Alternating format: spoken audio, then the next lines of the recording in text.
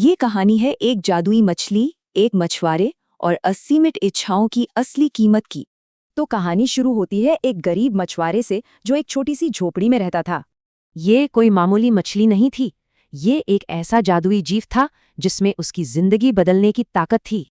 मछली ने जान की भीख मांगी, बताया कि वो एक शापित राजकुमारी है और उस दयालु मछुआरे ने उसे जाने दिया।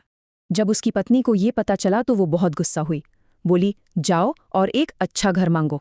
मछुआरे ने हिचकिचाते हुए पूछा, और देखिए, समुद्र बदलने लगा। बंगले की इच्छा पूरी हो गई।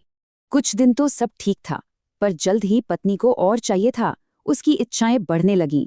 उसने पति को वापस समुद्र भेज दिया, एक कहीं ज्यादा बड़ी मांग के साथ। इच्छाएं बढ़ीं तो समुद्र का गुस्सा भी बढ़ा। मछली ने उसकी ये इच्छा भी पूरी कर दी, उसे रानी बना दिया। पर रानी बनना भी काफी नहीं था। उसकी लालच बढ़ती ही जा रही थी। उसे अब और ताकत चाहिए थी। अब उसने हुक्म दिया कि जाओ और मुझे साम्राज्ञी बनाओ।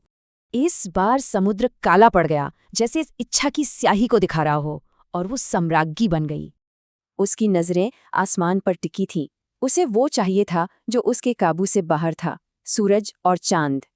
उसकी आखिरी मांग थी सबसे बड़ी, एक तरह से अहंकार की हद। मैं सर्वशक्तिमान बनना चाहती हूँ। डरे सहमे मछुआरे ने ये मांग भी रख दी, पर इस बार समुद्र का गुस्सा एक भयानक तूफान में बदल गया।